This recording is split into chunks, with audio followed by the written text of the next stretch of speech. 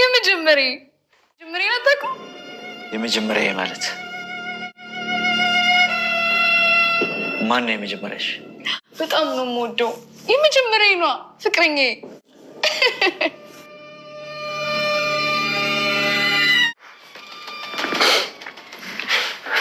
ኦኬ ምን በቃ እኔ ዛሬ ሳላያት ማደር አልችልም። እሺ ታያታለህ።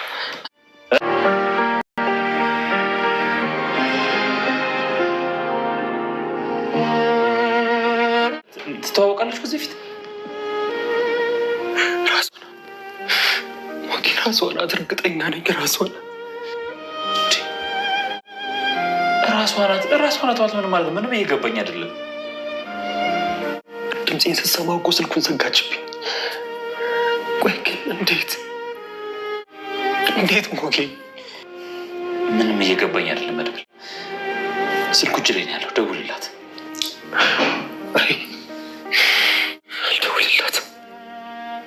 አልደውልላትም። መሄድ አለብኝ። ወዴት? የእኛን ስልክ እኮ እየጠበቀች ነው ያለችው። ሞጌ አይ እመጣለሁ፣ ግን መጀመሪያ ወደ መቃብር መሄድ አለብኝ። ቆይ የሞተችው ፍቅረኛ መስላ ነው እንዴ? ለዛ ነው ይሄን ድምፅ አታውቂው የምትላት? ኦኬ በቃ ፍቅር ኃያል ነው። ፍቅር ከባድ ነው። ፍቅር አሸናፊ ነው። ፍቅር ኃያል ነው ተብሎ የተመሰከረለት እንግዲህ የፍቅር ጉዳይ በመጨረሻም እንግዲህ ለምንም ነገር የማይበገረው የማይንበረከከው ጀግናው መድብል ዛሬ እንግዲህ ስቅስቅ ብሎ ሲያለቅስ አይተነዋል። ይህ የሚሆነው በምንድን ነው? በፍቅር ነው ጋይስ። የፍቅር ጉዳይ እንዴት ነው ነገሩ? ጀግና ያንበረከካል። እኔ ጀግና ነኝ፣ እኔ ወንድ ነኝ፣ እኔ ምንድን ነኝ የሚባል ነገር የለም። ፍቅር ኃያል ነው ጋይስ፣ የምር ማለት ነው። ከፍቅር በላይ ሰውን የሚያወርድ የሚያወጣ ሰውን የሚያቸንፍ ነገር በዚህ ምድር ላይ የለም ማለት ነውና በሚገርም ሁኔታ እንግዲህ እንደምታውቁት ዛሬ ይሄው መድብል እሷን ድምጿን ሰምቶ የሚገርመው ነገር እኮ ትክክል ፐርፌክት አይደለም ማለት ሰው ድምጿን ሰምቷል። በዛ ላይ ደግሞ ስሟና ድምጿ ስለተመሳሰለበት እንጂ ከዛ ውጪ የሚያውቅ ጉዳይ የለውም። ገና ፊዚካል አላያትም፣ ታሪኳን አልተናገረችም ምናምን። ድምጿን ስለሰማ አንተ ማነህ ስላለች ይሄን ድምጽ ታውቂዋለሽ ስላላት ብቻ ከዛ በኋላ ድምጿ ስለተቋረጠ የሆነ የተናነቃት ነገር ስላለ የሱም ጥርጣሬው ስላለ እሷ እንኳን በእርግጥ በህይወት መኖሩ ስለምታውቅ ምንም ጥያቄ የለውም። እሷ በህይወት መኖሯን እሱ እንደማያውቅ ነው የምታውቀው እንጂ እያንዳንዱ ነገር ታውቃለች እሷ፣ ምክንያቱም ስለሚነግራት ማለት ነው ቤተሰቦቻችንና እንግዲህ ዛሬ መድብል በጣም ነው ያዘነው፣ በጣም ነው ያለቀሰው፣ በጣም ነው የተረበሸው። ግን እያንዳንዱ ነገር በዲል እንደሚወጣው ደግሞ ምንም ጥያቄ የለውም። አክሊሉ ግን አሁን ላይ በጣም ከባድ ድንጋጤ ውስጥ ገብቷል። ድንጋጤ የገባበት ምክንያት ምንድነው? የመጀመሪያው በጣም ዋናው ትልቁ ነገር እንግዲህ ሰገን ሞገስ በሰጣት ስልክ ስታወራ አግኝቷን ነበረ፣ ስልኩን አግኝቶት ነበርና በጣም ነው የደነገጠው። ምክንያቱም እንዴት ስልክ ይዛ እንዳገኛት፣ እንዴት ስልክ እንዳገኘች፣ ይሄን ስልክ ማን እንደሰጣት፣ ከየት እንዳመጣችው በጣም ግራ ስለተጋባ ማለት ነው ቤተሰቦቻችን። ከዛ ማሻገር ደግሞ እንዴት እንደዚህ እንደሆነ ራሱ በጣም ግራ ገብቶታል። ማን ሊረዳት ሊያግዛት እየሞከረ እንዳለ በጣም ግራ ገብቶታል ማለት ነው። መጨረሻ ይሄን ነገር ለማጣራት በእሷ በያዘችው ስልክ ቀጥታ ደውሎ ነበረ። ግን ሲደወል አጋጣሚ አልተነሳለትም፣ አልተነስቶለታል። ግን እነሱ ሄሎም ሊሉትም ሊያወሩትም ፍቃደኛ አልነበሩም። ምክንያቱም እነሱ ራሱ ስለሚያውቁ ስልኩ የነበረው ከሞገስ ላይ ስለነበረ ማለት ነው። ውድ ቤተሰቦቻችን በዛ አማካኝነት እንግዲህ እሱም መናገር ያለበትን ተናግሯል። ማንነትህን ምናልባት አሁን አልታወቅም ብለህ ሊሆን ይችላል። ምንም ይሁን ምን እደርስበታለሁ። አንተ ማነህ? እሷን ለማዳን የሞከርከው ማነህ? ስለዚህ እኔ እደርስበታለሁ። ወዮልህ፣ ወዮት አለብኝ። ያገኘው ለታ ማንነትን ያወቅኩት ለታ እኔ አክሊሉን አያደርገኝ በማለት እንግዲህ የሚገባውን ዛቻ አዝቶ ከዛ በኋላ ወደ ሰገን ነበር ሄደው። ሰገን ላይ ሄዶ እንግዲህ ብዙ ማስፈራራት ብዙ ድብደባ ምናምን አካሂዶባታል። ግን ምንም አልመሰላትም። እሷ እንደውም አሁን ላይ በቃ ተስፋ ጭላጭል ተሰምቷታል። አምላኬ ወይ እስከዛሬ አምላኬ ውሰደኝ በቃ ለምን አትገላግለኝም ብላ ፈጣሪ ውስጥ ለምን የነበረችው ሰገን አሁን ደግሞ አምላኬ ወይ አሰንብተኝ፣ ከአክሊሉ ጠብቀኝ፣ ምክንያቱም ማየት የምፈልጋቸው እንዳያቸው የምጓጓላቸው ቀናቶች ላይ ደርሻለሁኝና ስለዚህ አምላኬ ወይ ማረኝ፣ ይቅር በለኝ፣ አንተ ጠብቀኝ እያለች ነው የምትገኘው። ይሄ ደግሞ በጣም ደስ የሚል ነገር ነው ውድ ቤተሰቦቻችን። በዛ አማካኝነት ነው እንግዲህ ሁኔታዎች አሁን ላይ እየተቀያየሩ ያሉትና ቀጣይ ምን እንደሚሆን አናቅም። ኤኒዌይስ ግን በጣም አክሊሉ በጣም ተደናግጧል። በቃ ከምላችሁ በላይ ነው የተደናገጠው። ቤተሰቦቻችን በቃ ምን ማለት እንዳለበት ራሱ ግራ ተጋብቶታል።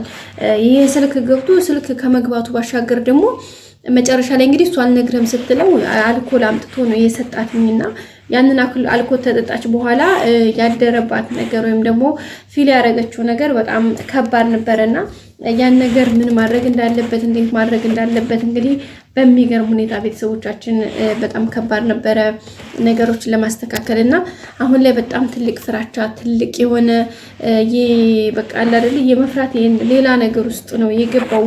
በጣም ነው የደነገጠው። በተለይ እንግዲህ ያንን አልኮል ምናምን ሰጥቷትኝ ከጨረሰ በኋላ ወይም ደግሞ ያንን በቃ እንዴት ብዬ ንገራችሁ ቤተሰቦቻችን ከአንዳንድ ያለው ነገር በጣም የሚገርምና የሚያስደነግጥ ነውና ከዛ በኋላ እሷን እንግዲህ አልኮል ካጠጣ በኋላ ያደረገው ምንድነው ያንን አልኮል ከጠጣችለት በኋላ ወይም ደግሞ በስካር ውስጥ ሆና ይሄን ነገር እንደምትናገር ስላወቀ ስለዚህ ያንን ነገር አጠጥቶ አድርጎ በመጨረሻ ምንድነው ያደረገው ነገሩ የሹን ወደ ገን በመተው ከአንዳንድ እንግዲህ ያን አጠጥቶ እሷ እንድትናገር ነው ያደረገው።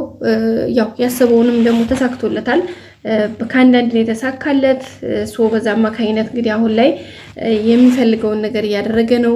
ከዛ በኋላ እንግዲህ ነግረዋለች ማለት ነው። ውድ ቤተሰቦቻችን በቃ የሚፈልገው ማለት ማን እንደረዳት ማን እንዳገዛት ይህን ስልክ ማን እንደሰጣት እሱን ነበረ እንትን ለማድረግ እንትን ያለችውና በመጨረሻ ደስ በሚል ሁኔታ ከአንዳንድ ነገሮች ተስተካክለዋል ማለት ሰምቷል። ስለዚህ ከሰማ በኋላ አሁን ላይ ምን ማድረግ እንዳለበት እንግዲህ ግራ ተጋብቶታል ማለት ነው። ውድ ቤተሰቦቻችን እንግዲህ ያው ከባድ ነው። ገና በቃ ፍቅረኛ ጮኛ ምናምን ስትለው በጣም ነው የደነገጠው። ማለት እንዴት እንደሆነ ራሱ በጣም ግራ ተጋብቶታል።